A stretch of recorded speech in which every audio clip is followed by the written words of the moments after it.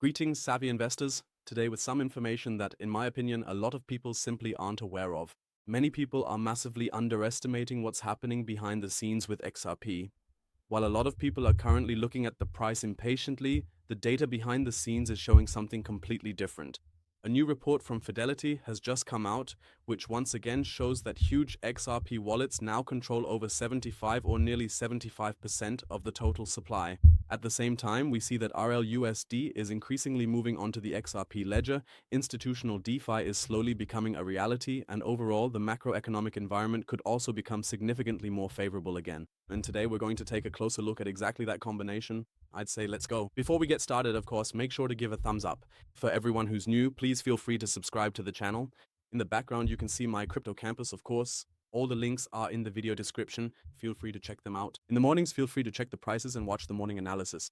And of course, as I said, there are also several products available on the website, so I'd really appreciate it. But now let's really get started. I've been saying it lately, people are just looking at the price of XRP. A lot of people don't really get what's happening right now.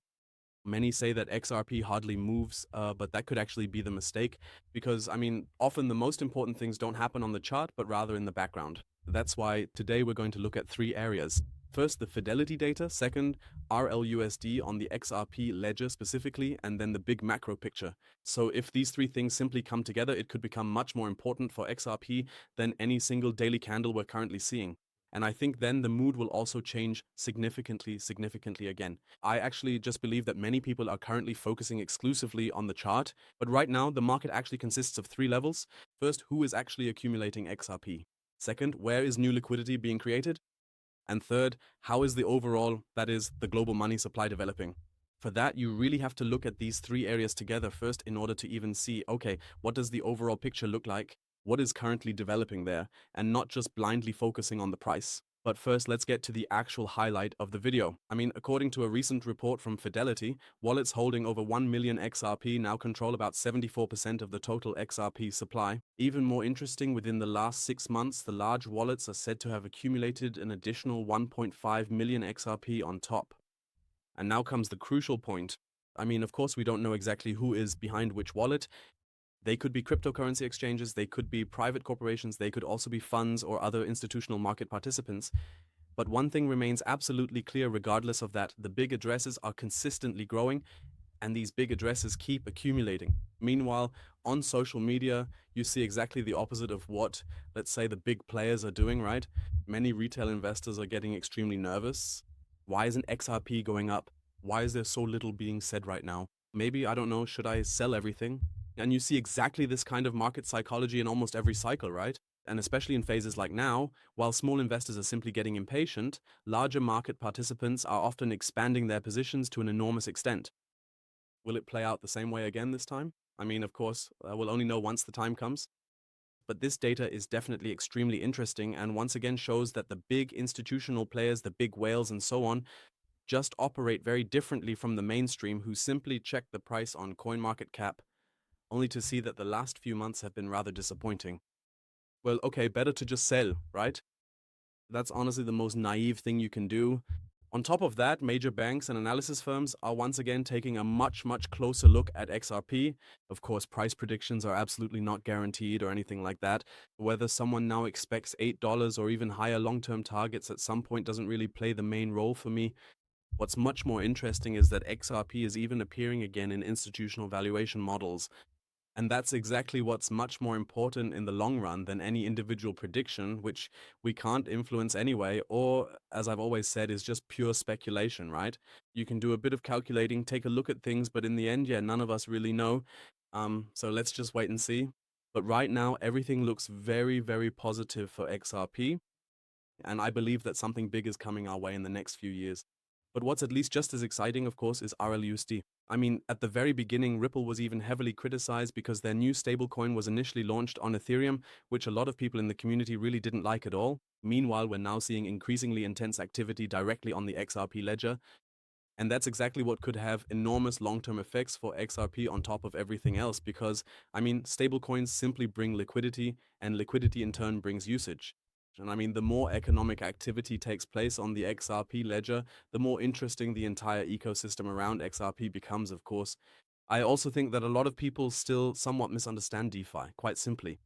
I mean, the first generation often just consisted of meme coins, yield farming, NFT hypes, and a whole lot of speculation where, as we've seen in hindsight, things didn't really go all that smoothly. But in my opinion, the next generation is likely to be a completely different one, right? I mean, as I said, it's then more about tokenization as well as cross-border payments, foreign exchange trading, settlement, and so on, KYC. We're currently seeing this as well through all the changes and so on, which many people don't like. So, of course, we're talking exactly about the topics that the world's largest financial companies are actually working with. And this is exactly the league that Ripple is currently positioning itself in. But let's switch over to the macro side. I recently watched an interview about this. In my opinion, it was extremely interesting. It was also said that if energy prices continue to fall and as a result inflationary pressure automatically decreases, central banks could, in the medium term, regain room to lower interest rates. And historically, that would, of course, at least most of the time, be extremely positive for exactly the kinds of things we invest in here, namely risk assets and so on. I mean, more liquidity usually also simply means that more capital automatically flows into stocks. More capital also automatically flows into Bitcoin and later on, most likely, into the altcoins as well. Of course, none of this is guaranteed, but the environment could simply improve significantly and, well, let's say, allow the crypto market to shine again. After all those black and red days, yes. Another point I also liked in the interview, where it was especially a lot about XLP and so on, was, for one, artificial intelligence, blockchain, tokenization. I mean, these aren't separate developments, you know. They are increasingly growing together month by month. You're seeing what's currently possible with AI and so on, or also with AI agents, right?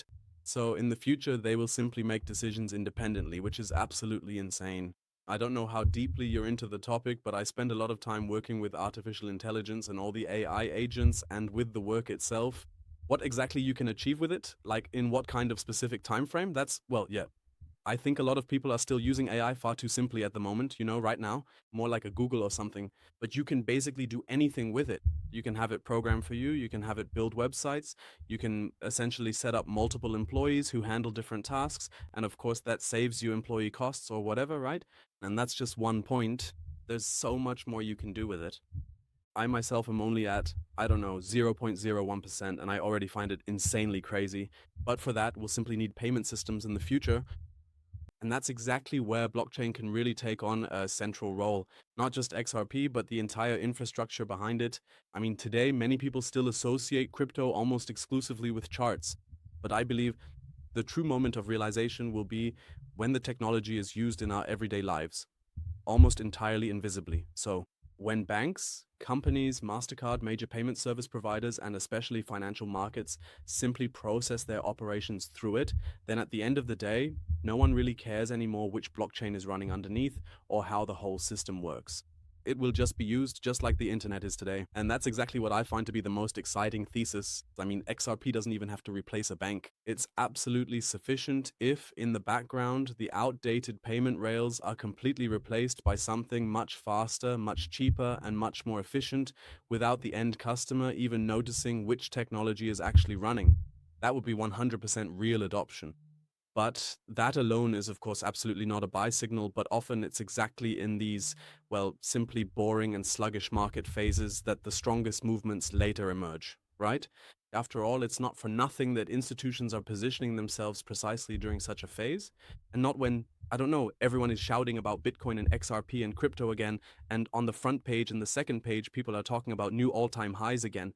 That's why, of course, everything is very, very boring for everyone on YouTube right now. You can also see it in everyone's views and so on, that the interest just isn't really there. But in the end, the people who engage with it during exactly these phases will be the ones who win. Because right now, you're basically sowing the seeds for the bull run, and those who don't position themselves now simply won't be as well off later as those who are positioning themselves nicely right now, right? It is a bit more annoying because it just doesn't pay off immediately at the moment. You don't see the progress that quickly, but that's really the only sensible thing to do. And unfortunately, too few people understand that. And most people won't really understand it this time either. And we'll notice that at the latest when everything goes through the roof again. And of course, that's when everyone starts shouting again. But unfortunately, those are also the people who bring us money. But unfortunately, those are also the people who, in the end, will probably leave crypto again after 1 or 2 years with a very, very big loss. And then, well, they'll just talk negatively about crypto again. The thing is, they simply got in at the wrong time, or they just let themselves be guided by the hype, right? It's just greed again, plain and simple. Yeah, what do you think about that? So I'm really curious to see how this will go. In my opinion, it's super interesting. Now, regardless of the current prices, but I mean, we're in a bear market. What do some people expect, right? A lot of people also say, yeah, but what are you even talking about here? And that's positive. Why isn't the price high? Man, some people are just so borderline stupid. It's like talking to a wall, you know? Some people just don't get it, you know? I mean, I have no idea. But I think most people here are into the topic.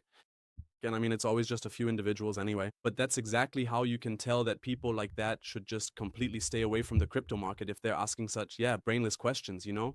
With that in mind, yeah, I'd say we'll definitely hear from each other again at the latest on Monday. I already wish all of you a great weekend, and as I said, please feel free to give a thumbs up at the end. Subscribe to the channel if you haven't already, and definitely check out my crypto radar. Feel free to take a look. All the regular features are also free, you know, so you don't need an account or anything like that. You can also take a look at the RSI map here. Altcoin season index, fear and greed, volume, market cap. Basically, it's set up like a regular analysis site, and at the top, you can always switch the currency or you can check out the crypto ABC. As I said, by now we have over 1,000 terms in there. You can simply look things up, which I think is also great for learning. And of course, there are various products and portfolio analyses as well. So if you're interested, just check it out. In my opinion, it's definitely a good all-in-one solution. There's something for everyone, but that's all for now. With that said, don't go too wild, keep your chin up, and we'll talk again soon. At the latest on Monday, as I said. With that, peace, peace.